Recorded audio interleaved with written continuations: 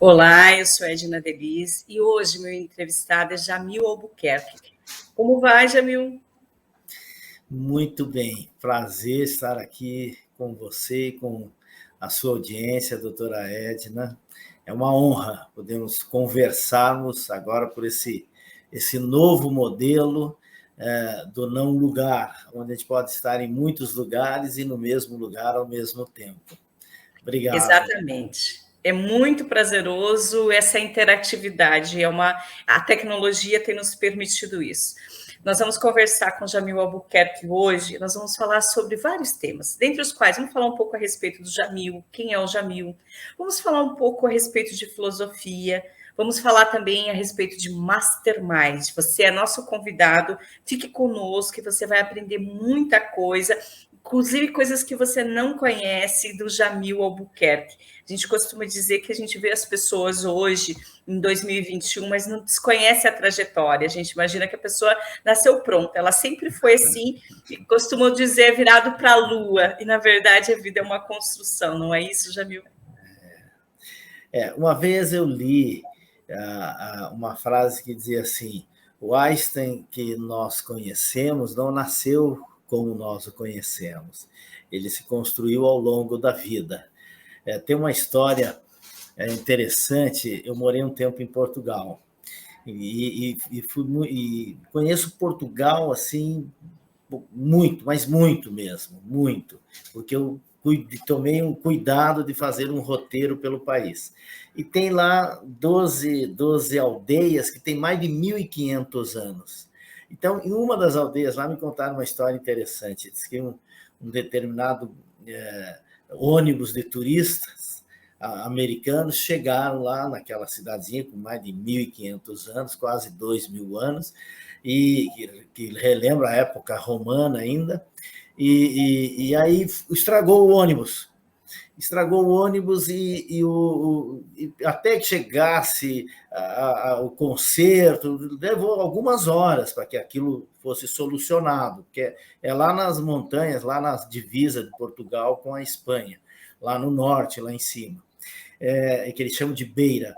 E aí o turista foi caminhar pela aldeia lá, e para passar o tempo, chegou, tinha um velhinho sentado numa cadeira de balanço, numa daquelas casas de pedra, com mais de 500 anos, e ele, para puxar a conversa, falou assim: escuta, nasceu aqui nessa cidadezinha, nesse vilarejo aqui, nasceu alguma pessoa importante aqui? Nasceu alguma pessoa famosa, algum grande líder aqui? E o velhinho, com aquela cara de que, né, balançando, com aquela tranquilidade, falou: não. E o turista fez aquela cara assim, tipo, que lugar insignificante. E aí, calmamente, o velhinho complementou: isso aqui só nasceram crianças.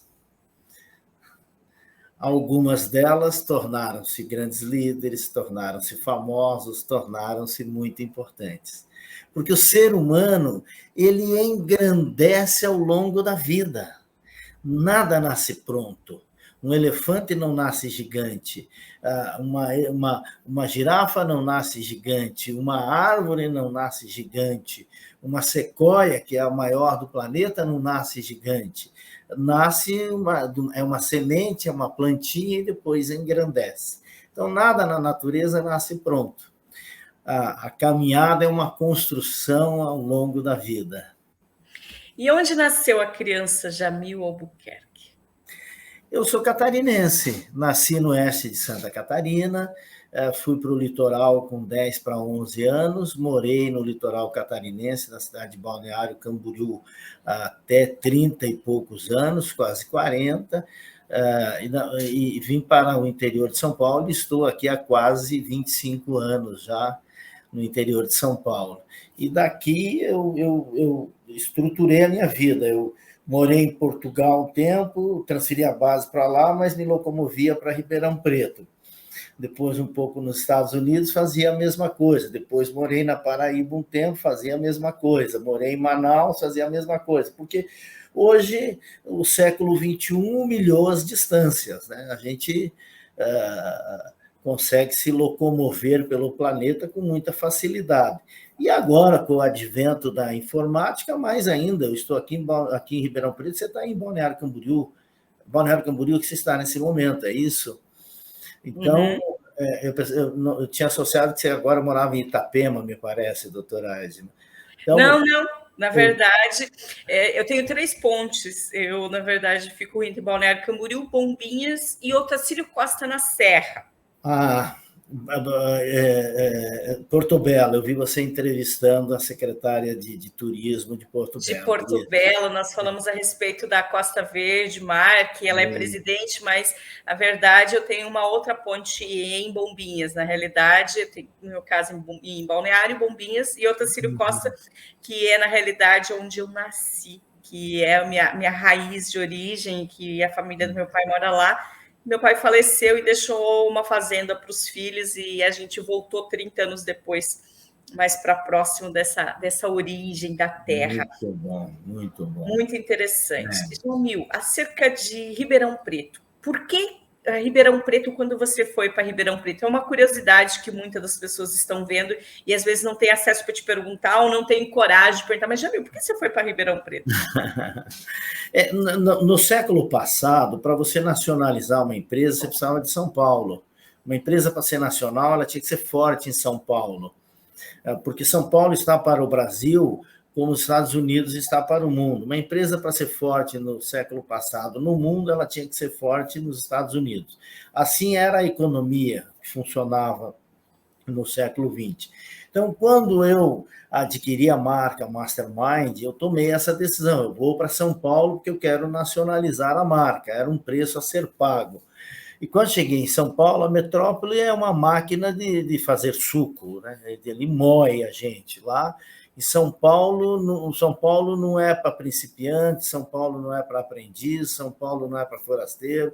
São Paulo é uma cidade que você mora 40 anos e é sempre um forasteiro.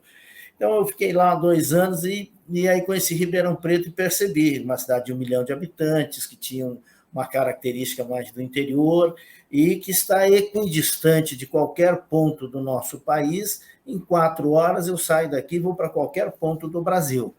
Então, foi estratégico. Eu estou perto de São Paulo, estou perto de Brasília, estou exatamente no meio do caminho. Eu estou com muita facilidade, eu chego ao sul, com muita facilidade eu chego ao nordeste, e com muita facilidade eu chego ao norte e ao centro-oeste. Então, foi uma decisão estratégica. A cidade me acolheu de forma muito encantadora. Eu hoje tenho um registro de nascimento, eu sou cidadão ribeirão-pretano, porque a Câmara Municipal me honrou com esse título. Então, de forma que eu me sinto um homem local, mas nunca se desconectando da raiz. Eu volto anualmente à minha cidade no oeste catarinense, chamada Monte Carlo. Estarei lá agora, no dia 14 de novembro, onde a minha mãe vai ser homenageada como a fundadora da Assembleia de Deus de Monte Carlo. Em 50 anos da Assembleia de Deus, a minha mãe foi fundadora. E é uma das coisas que mais me honrou, porque ela foi homenageada com uma biblioteca, que começa com a escola, e agora na igreja. Então, a escola prepara para a vida, a igreja prepara para a morte. Ela uma mulher simples, semiletrada, e que recebe 2 honrarias extraordinárias. Então, estou um dos momentos felizes da minha vida. Dizem que os pais se realizam nos filhos e os filhos se realizam no reconhecimento dos pais, né? Exatamente. Jamil, vamos começar por Balneário Camboriú. Você falou que nasceu em Monte Carlo, foi com 10 anos para Balneário Camboriú. E Balneário Camboriú, em que você trabalhou em Balneário Camboriú para as pessoas saberem um pouco mais sobre isso antes de você chegar a trabalhar, começar a ir para a sua atividade atual? Quais eram as suas atividades em Balneário Camboriú?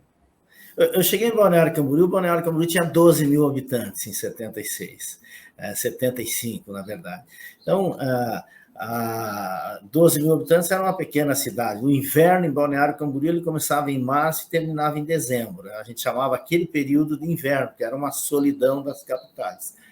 E aí eu cheguei do interior, de uma tragédia que aconteceu na família, a gente foi morar na periferia, eu vendia picolé, eu engraxava sapato, a gente vendia lenha de casa em casa, lá na periferia. Eu fiz o que se chama, eu fui servente de pedreiro, com 12 anos eu era servente de pedreiro, porque naquela época também podia, né?